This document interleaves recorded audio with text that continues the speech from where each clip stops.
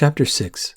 Another rumble from Saria's stomach made her consider stopping Andorn and suggesting they turn back. They'd been following the same meandering pathway for several hours, seemingly lost in the forest. For some time now, they had not even found tracks, the forest more open and more snow having covered them. "Do you think we should turn back yet?" she asked, voicing her doubts for the first time. Andorn merely shook his head, never taking his eyes off the path in front of him. It was at least a path now, she thought, but a third stomach rumble was her only response. Her body still wasn't convinced this was a good idea. She slowed, considering the words she wanted to use to suggest more strongly that they go back home. Before she could utter any, Andorn stopped and looked at her. "Wait here if you want. I'll just go a little farther and then come back again." It was her turn to frown. Although she hadn't felt too worried leaving the safety of their larger group to explore with Andorn, she definitely felt exposed and vulnerable being left in these woods alone. Twice now, they had run into mercenaries in as many days. Who knew how many more were lurking among the trees? After taking another step, she stopped herself. She was being ridiculous. For months now, she had been traveling alone. There had been moments she had feared for her safety along the way, but none of them because she walked through a forest. There were many forests in many places, and so far her ability to be stealthy and her ability to track and notice the movements of others had kept her out of danger. "You're already getting used to having a group around you to help you keep safe," her mind pointed out as she stopped herself from walking any further. She felt her stomach tighten as she did, but she didn't follow after Andorn as he moved silently down the narrow, winding path, still heading between the mountains and the large lake they'd spotted. As she watched him go, she pulled her bow from her shoulder and notched an arrow against the string, not allowing herself to go so far as holding the string taut or the bow in any other position than aimed at the ground. She waited and listened. Birds sang to her right, their tunes comforting and cheery, and a breeze blew through the branches, making the trees rustle slightly. But with so few leaves left on them, the noise was more eerie than pleasant. Saria sighed as her stomach once more told her it was missing a meal. It was enough to make her consider putting her weapons away again. She had a few rations left in her pack from her earlier travels, but no sooner had she thought this than a noise to her left caught her attention. The birds nearby flew off, a flurry of wings making her jump. Resisting the urge to call out for Andorn, she looked in the direction of the original source of noise, but she saw nothing moving. Probably just an animal, she thought. Maybe a rabbit. Rabbits make good food. Thinking entirely with her stomach, Saria stepped off the path, finally raising her bow. The snow barely crunched beneath her feet as she looked for animal tracks in the gaps through the bushes. She saw nothing but crisp snow until she walked past the trunk of a particularly large tree. There was a well-trodden line of humanoid prints, many of them layered on top of each other, traveling in both directions. Saria glanced both ways, surprised it ran parallel to an easier and wider path. Whoever was using this was trying to move undetected in the recent weather conditions. It was clear there were likely to be more men, and more to this situation than they already knew. It was time to find Andorn and rejoin the others. She was about to retrace her steps when she heard the snap of a branch. Instantly she whipped her head towards the noise. Another thug was barreling towards her, his face an angry snarl as he pulled out his sword. Without thinking, she raised her bow and loosed the arrow at him. It caught him dead in the chest, flicking his torso back as he grunted in surprise. It was off-center and wouldn't necessarily kill him, but before she could reach for another arrow in her quiver, Andorn appeared behind him, plunging his rapier into the thug's back. Shivering with the adrenaline flooding through her, Saria watched the man collapse onto the snow, splatters of red now marring the otherwise pristine white and coating the blade her rescuer still clutched. "Is that all of them, do you think?" she asked as he wiped his sword on the dead man's clothes and searched his pockets. Andorn merely shrugged. Exhaling, she tried to calm herself and stopped the shivering. The forest had seemed so peaceful, and the thug had gotten far closer to her than she would have expected given her hearing and the snow around. This man had been almost as good at sneaking around as Andorn. No sooner had she thought this than the cloaked man stood again, his face impassive as he stared down the path. She followed his gaze, but couldn't see anything of note. "Come," he said eventually. "Let's rejoin the others. If anything lies down this path, it's much further along."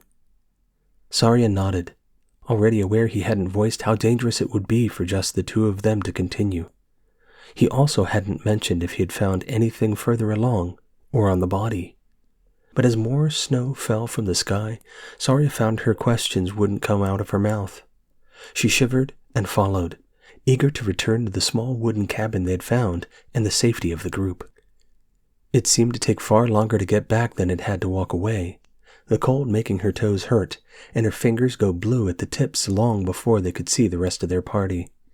Given how long they'd been away, Saria had expected the bodies to be buried and the three of them to be sitting inside, keeping warm, until they could go back to the town together. Instead, all three were stood around a hole, the dead and some extras piled in the same place as before. "Not such a great idea, is it now?" Yarlin said, chucking his spade to one side. "It's just frozen up over it." "I can only heat so much at once," Mira replied, waving an empty kettle around as she spoke. "I still reckon I should set fire to the door itself." "That would anger the god or goddess this is devoted to." Thorgrim shook his head. Saria couldn't help but laugh to herself at the indignance they all displayed. Giving her a brief grin, Andorn showed it amused him too, before looking his usual serious self. He strolled over to the hole and looked down. "Oh," he said, "that's not what I expected." Saria joined his side. At the bottom of the muddy hole was a slab of rapidly freezing muddy water. Here and there she could make out something shiny beneath it all. "You trying to thaw all this out?" Yarlin nodded. "Dwarf seems to think we should find out what's under it." "I doubt if I'm the only one. I just value the potential religious significance, not just the valuable items that might be stowed in there too." Thorgrim crossed his arms over his chest. "Well then," Andorn replied, "let's get that large piece of canvas from the cabin and set it up like a tent. Light a fire by the entrance. Should warm it enough to thaw it out." Yarlin leapt out of the hole, grinning as he and Mira hurried away to do as instructed. A moment later, Thorgrim grunted his distaste as he noticed the dead bodies still there. "What about them?" Pyre might make more sense, given the weather and the underground surprises already discovered. Who knows what this leads to? Andorn looked to the hole in the ground again. Thorgrim nodded and pulled the axe from his belt. Without another word, he wandered off to fetch wood. For a moment, Andorn watched in silence beside Saria.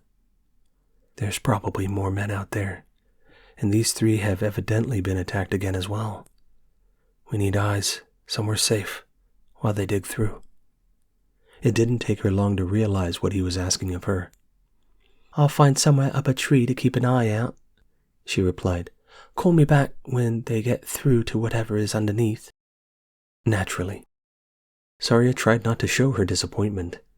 Every bit of her felt cold, and she was being asked to stay out in the snow at least an hour or two more. Not to mention how long it would take them to get back to the town when they did decide they were done there. Grinning as Yarlin and Mira bickered about how best to prop up the canvas they'd found, she wandered to the tree line. On the way, she noticed a large sack left lying on the frozen ground. The others had clearly not realized it was there. She called, until Andorn noticed her pointing to it. A moment later he nodded and waved her on. Shrugging, a little curious but not enough to linger any longer, Saria carried on. She soon spotted a particularly strong oak to one side. It didn't have many leaves left, but its branches were sturdy far enough up that she felt confident no one would notice her up there. The problem would be climbing high enough. The trunk didn't give many handholds until well above her head height. Frowning, she studied the trees around it. There had to be a way up there somehow. It took a minute, but eventually she spotted a route up that required branches of 2 neighboring trees. There would be a more perilous moment when she would have to jump from one tree to another and hope to catch it right, but she wasn't particularly burdened, and she was in good shape. Going via another tree had the added benefit of helping her hide from anyone who might spot the footprints she'd made in the snow and wonder where the maker had gone. Despite this, she tried to tread where animals had or where the trees and bushes had kept the snow from gathering as she made her way over to her starting point. After positioning her bow so it couldn't get in the way or fall off her shoulder, Saria jumped and grabbed the branch overhead.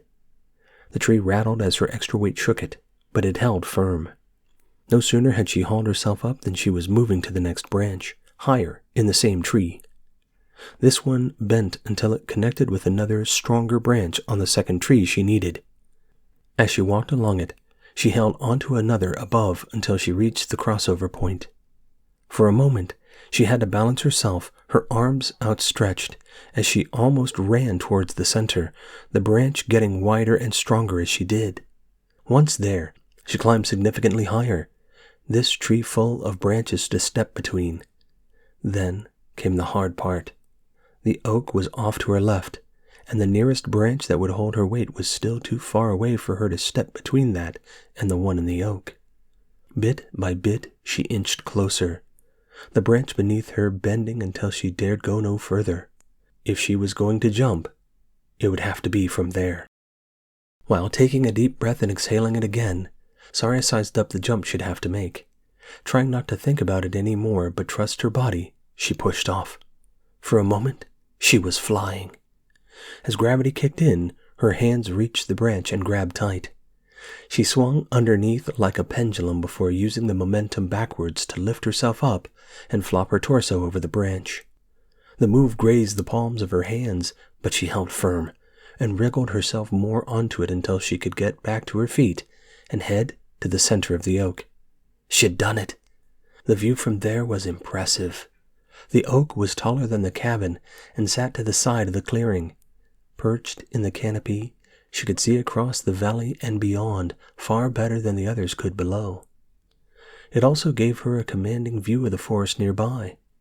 No one would be able to sneak up on them without her knowing. Pulling a small packet of dried berries out of her backpack, she sat herself against the trunk. It might be cold, but it was beautiful in this weather. Yarlin tried not to swear as the canvas smacked against him, blown by the icy wind. Putting a makeshift tent up in the middle of nowhere was just another thing wrong about the day. At least I'm not burying dead bodies anymore, he thought as he used a large stone to weigh down another flapping section. There, Mira said from the other side. I think that should do it. He wandered around it, admiring the final look. It wasn't bad, given they'd cobbled it together with several fallen branches, some old rope Andorn had found, and a bunch of rocks. It wouldn't hold in a storm, but for now it would keep the worst of the weather off their little dig site. Before either of them could decide on the next course of action, Thorgrim and Andorn returned, their arms full of firewood. While Thorgrim took his over to the bodies and began laying out a ring to create a pyre, Andorn brought his over to their makeshift tent. Bring the wood-burning stove out here and use this. Andorn grinned as he dropped the fuel just inside the tent. Most of it was green and would create a good bit of smoke, but in this weather, there wasn't much that could be done about it. Yarlin frowned as he realized the rogue had given him yet another command. But Mira was already scampering off to the cabin, expecting him to go with her. Letting out an exasperated sigh he knew would be heard, he followed. Gosh, this hunk of metal's heavy, Mira said as she gave it a shove. The pipe out of the top came loose, dropping soot on the ground and puffing it towards Mira. She coughed as she flapped at the tainted air. Whoops. With another exaggerated huff of annoyance, Yarlin tromped closer, feeling one of the wooden floorboards give slightly. That's beginning to rot, he thought, knowing only a sailor would likely to pick up on something so subtle. Between the two of them, they pulled the pipe out of the alcove that took the smoke out of the top of the cabin and reattached it to the stove. Ready? Jarlen said as he gripped the rim of the large metal object, bending his knees to prepare to lift. Mira copied his position and pose on the opposite side before nodding.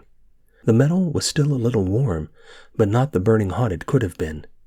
The bandits couldn't have lit it since the previous day. He could only hope it would be easy to get it going again. 10 sweaty, awkward minutes later, the stove was in the middle of the makeshift tent, the top pipe poking out of a hole Andorn had created. Exhausted, Jarlen left Mira and Andorn to get it lit. Outside, Thorgrim had been constructing a pyre of sorts, the body surrounded by wood, branches, and even some broken furniture from the building. The oldest corpses were already beginning to smell, the limbs stiff and awkward-looking and the skin pale. They could look far worse when out at sea, but no one liked to see the dead. Wordlessly, Jarlen set to helping Thorgrim finish the task and spread the oil from a lamp over the whole construction. The rest of their little party gathered as Thorgrim set it alight.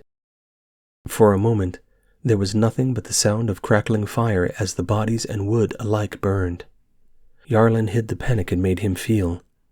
He'd never be comfortable around big fires.